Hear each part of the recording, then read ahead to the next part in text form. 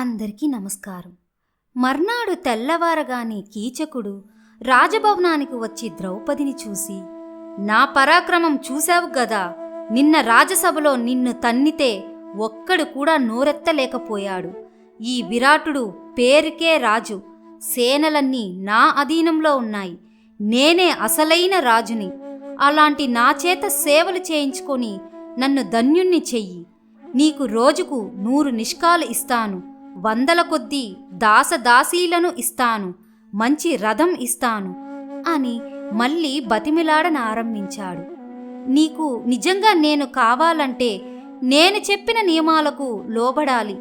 మన రహస్యం రాజసభకు గాని నీ తమ్ముళ్ళకి కాని ఏమాత్రం తెలియరాదు. ఈ రహస్యం బయటికి పొక్కిందో గంధర్వులు తప్పక తెలుసుకుంటారు. అదే నా భయం. ఇందుకు నువ్వు ఒప్పుకుంటే నేను నీదానినవుతాను అని ద్రౌపది అన్నది. కీచకుడు, అలా అయితే ఎవరికీ తెలియకుండా నువ్వు ఉండే చోటికి వస్తాను, గంధర్వులకు ఏమాత్రం తెలియనివ్వను అన్నాడు. అప్పుడు ద్రౌపది, నర్తనశాలలో రాత్రివేళ ఎవ్వరూ ఉండరు. బాగా చీకటి పడినాక అక్కడికి రా. మనం అక్కడ కలుసుకుంటే ఎవ్వరికీ తెలీదు, గంధర్వులు కనుక్కోలేరు అన్నది. తరువాత ద్రౌపది తాను కీచకుడితో చేసిన ఏర్పాటు గురించి భీముడికి తెలిపింది.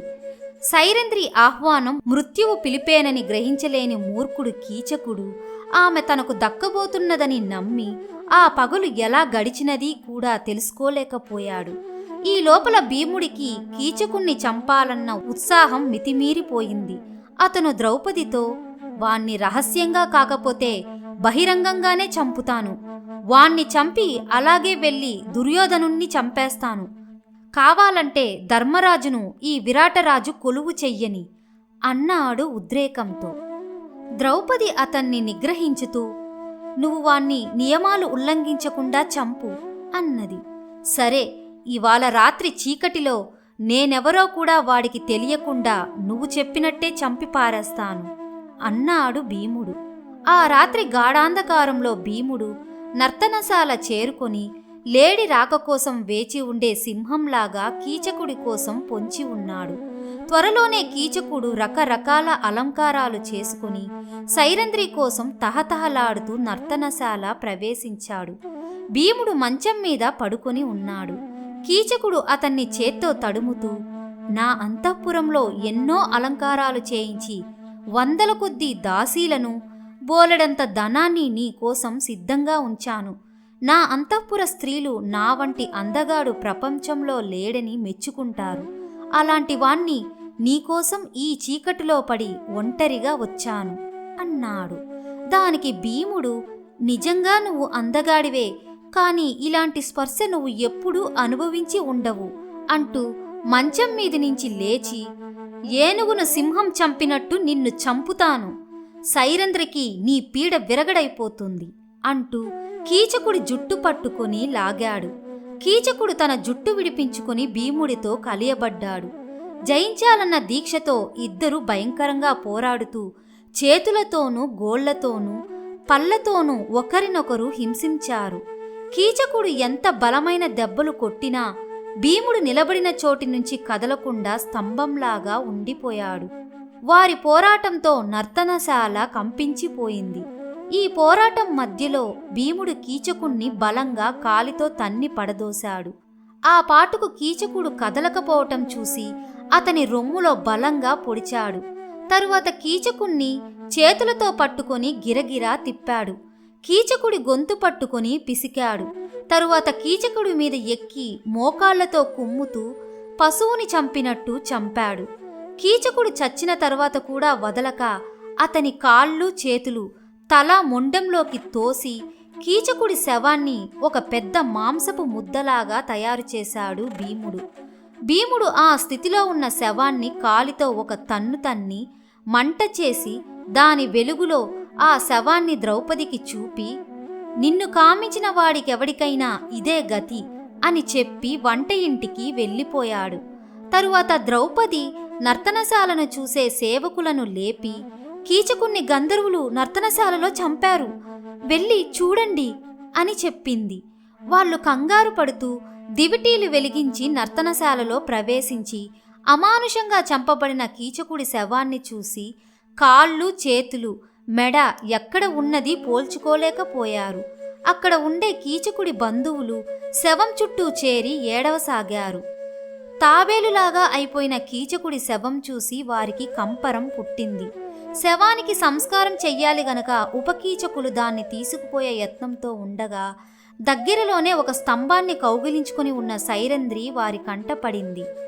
దీనికోసమే మా అన్న చచ్చాడు, దీన్ని కూడా మన అన్న శవంతో పాటు దహించితే అతడికి సంతోషం కలుగుతుంది అనుకొని ఉపకీచకులు విరాటుడితో ఆమెను కీచకుడితో పాటు దహనం చేస్తామని, అందుకు అనుమతి ఇవ్వమని అన్నారు. విరాటుడు వారికి ఎదురు చెప్పే ధైర్యం లేక సరేనన్నాడు. ఉపకీచకులు ద్రౌపదిని కీచకుడి శవంతో కలిపి కట్టి శ్మశానానికి బయలుదేరారు. దారిలో ద్రౌపది గట్టిగా గొంతెత్తి తన భర్తలను వారి రహస్య నామాలతో పిలుస్తూ జయ, జయంత, విజయ, జయత్సేన, జయద్బల, ఈ కీచకులు నన్ను పట్టుకుపోతున్నారు అని కేకలు పెట్టింది.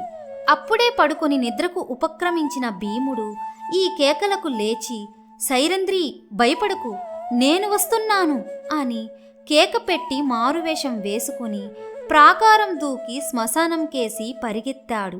అతను వెళ్ళేటప్పటికీ చితి సిద్ధంగా ఉన్నది. భీముడు అక్కడ ఉన్న ఓ చెట్టును కౌగిలించుకుని పెకలించి దాన్ని ఆయుధంగా పట్టుకుని ఉపకీచకులకు ఎదురు వచ్చాడు. అతన్ని చూడగానే అమ్మో గంధర్వుడు అని అరిచి ద్రౌపదిని అక్కడే వదిలేసి ఉపకీచకులు నగరం కేసి పరుగు తీశారు. భీముడు ఆ 105 వెంట తరిమి చంపి ద్రౌపది కట్లు విప్పి నువ్వు నిశ్చింతగా అంతఃపురానికి తిరిగి వెళ్ళు, నేను వంటశాలకు పోతాను అన్నాడు. చచ్చి చెట్లలాగా పడి ఉన్న ఉపకీచకులను అంతఃపురానికి తిరిగి వెళ్తున్న సైరంధ్రిని చూసిన మనుషులు విరాటరాజు దగ్గరికి వెళ్ళి మహారాజా, కీచకులందరూ చచ్చారు, గంధర్వులు వాళ్లను చంపి సైరంధ్రిని విడిపించారు, ఆమె తిరిగి వస్తున్నది, ఆమె చాలా అందగత్తె, ఆమెను చూసిన వాడికి ఎవడికైనా మోహం పుట్టి తీరుతుంది, ఆమెను మోహించిన వారికి అందరికీ ఇదే గతి పడుతుంది, ఆ విధంగా మన నగరమే నాశనమవుతుంది, ఈ సైరంధ్రి కారణంగా మనకు హాని కలగకుండా ఏదైనా పద్ధతి ఆలోచించండి అన్నారు. విరాటరాజు వారితో కీచకులందరినీ ఒకే చితిలో దహనం చెయ్యమని చెప్పి సుదేష్ణ వద్దకు వెళ్ళి ఆ సైరంధ్రి రాగానే ఆమెను మర్యాదగా పంపించి వెయ్యి, ఆమె కారణంగా గంధర్వుల వల్ల ఏమి పరాభవం జరుగుతుందోనని నేను భయపడుతున్నట్టు ఆమెకు చెప్పు, తనతో చెప్పే ధైర్యం లేక నిన్ను చెప్పమన్నానని కూడా చెప్పు అన్నాడు. ద్రౌపది సచేల స్నానం చేసి నగరానికి తిరిగి వస్తుంటే గంధర్వుల భయం కొద్దీ కొందరు ఆమెను చూసి పారిపోయారు, మరికొందరు కళ్ళు గట్టిగా మూసుకున్నారు. ఆమె వంటశాల సమీపంలోకి వచ్చేసరికి భీముడు వాకిలి దగ్గర ఏనుగులాగా నిలబడి ఉన్నాడు. అతన్ని చూసి ద్రౌపది చిన్నగా నన్ను కాపాడిన గంధర్వరాజుకు నమస్కారం అన్నది. నిన్ను సేవిస్తూ ఇక్కడ తిరిగేవాళ్లు రుణ విముక్తులైనారు అన్నాడు భీముడు. ద్రౌపది ముందుకు కదిలి నర్తనశాల వద్దకు చేరి అక్కడ రాజకుమార్తెలకు నృత్యం నేర్పుతున్న అర్జునుణ్ణి చూసింది. ఆమెను చూడగానే నర్తనశాలలో ఉన్న అర్జునుడు, రాజకుమార్తెలు ఆమె వద్దకు వచ్చి గొప్ప ప్రమాదం నుంచి బయటపడినందుకు ఆమెను అభినందించారు. అర్జునుడు, సైరంధ్రి, నువ్వు ఎలా బయటపడ్డావు, ఆ దుర్మార్గులు ఎలా చచ్చారు చెప్పవా అని ద్రౌపదిని అడిగాడు. బృహన్నలా ఎందుకు అడుగుతావు, నువ్వు ఆర్చగలది తీర్చగలది ఏమన్నా ఉన్నది గనకనా సుఖంగా కన్యాంతఃపురంలో కూర్చొని ఈ సైరంధ్రి గతి ఏమైనది తెలియకుండానే నవ్వుతూ అడగవచ్చావు అని ద్రౌపది అర్జునుణ్ణి దెప్పి పొడిచింది. నీతో ఇంతకాలం స్నేహంగా ఉన్న నాకు నిన్ను గురించి దుఃఖం ఉండదా, ఒకరి మనసు ఒకరికేం తెలుస్తుంది అన్నాడు అర్జునుడు.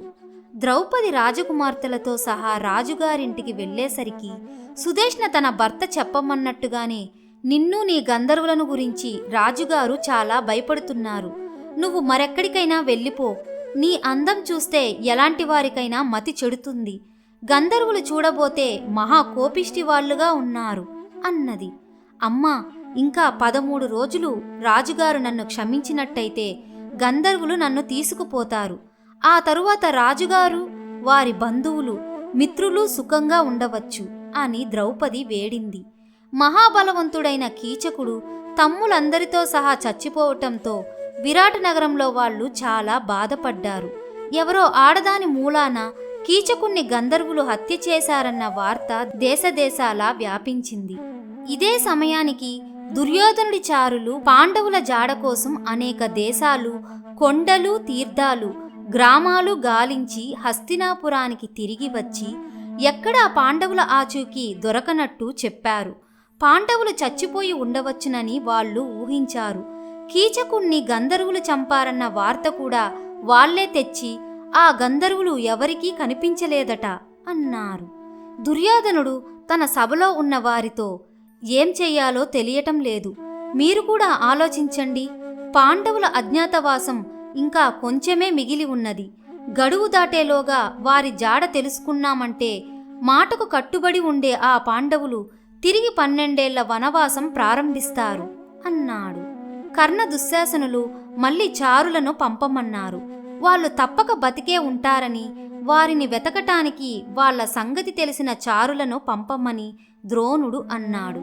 భీష్ముడు కూడా పాండవులు బతికే ఉన్నారని ఊహిస్తూ, ధర్మరాజు ఉండే దేశం సుభిక్షంగా ఉంటుంది, అక్కడి ప్రజలు సంతృప్తితోనూ ధర్మపరులుగానూ జీవిస్తూ ఉంటారు, వర్షాలు సక్రమంగా కురుస్తాయి, అలాంటి దేశం కోసం వెతికించు అన్నాడు. తరువాత కృపాచార్యుడు దుర్యోధనుడితో, భీష్ముడు చెప్పింది నిజం. ఒక వంక పాండవుల కోసం వెతుకుతూ మనం చెయ్యవలసిన పని ఒకటి ఉన్నది. పాండవులు అజ్ఞాతవాసం ముగించగలిగితే రాజ్యం కోసం యుద్ధం చేసి తీరుతారు. అందుచేత మనం మన బలాలను, ధనాన్ని, రాజనీతిని పెంపొందించుకోవాలి. సామధాన భేద దండోపాయాలు ప్రయోగించి బలవంతులను, బలహీనులను మన పక్షం చేసుకోవాలి, కోశం నింపుకోవాలి. అలా అయితే పాండవుల పక్షాన పోరాడే రాజులనందరినీ యుద్ధంలో జయించి సుఖపడుతావు అన్నాడు. ధన్యవాదాలు.